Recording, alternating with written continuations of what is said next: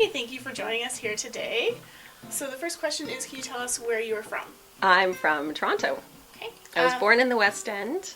So I lived in Etobicoke, and then when I was about 20, I moved to the UK for about 7 years, and then came back because I miss Canada. Okay, what was your very first job? My very first job was probably babysitting when I was 12. Who did you babysit? Sibling? No, just random kids on the street because I've always really liked kids. So I used to go around the street and knock on people's doors and see if I could, hang out with their kids for a while. And what is one thing that you've crossed off your bucket list? Well, I haven't climbed any mountains.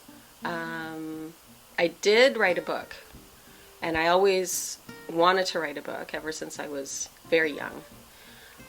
But I didn't think it was going to be a book about math education, but that's what it ended up being. So, what is your guilty pleasure? Reading novels. Any particular kind your favorite? Any novels.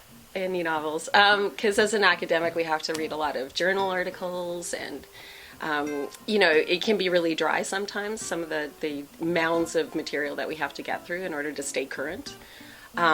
So usually something like Boxing Day is the day that I will just take and I will just read as many novels as possible. Like, I glut myself on fiction. If you were stranded on a desert island, what member of the Lakehead faculty would you want with you and why? Frances Hellier, because she's very warm, she's very supportive, she's very funny, and she can sing. And I think she would be highly entertaining, and boy, she would just, muck in there and make the best of the situation. So. And what is the best advice you've ever received? That's a hard one.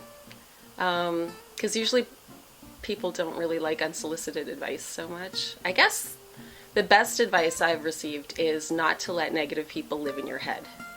And even though sometimes that's really hard to do because we tend to focus ourselves on our own foibles and things that we don't like about ourselves, but if you let other people and their negativity in your head, that can be really dangerous. So to be really strong and choose to not let those people be in your head. Okay, so now we are going to do 5 rapid fire this or that questions. Okay. Are you ready? Yeah. All right, morning or night? Morning. Introvert or extrovert? Introvert. Classic or modern? Classic. Truth or dare? Dare. And country or city? Both. Okay, so that's all the questions we have for you today. Thank you again for joining us. Well, thank you. You're welcome. That was great.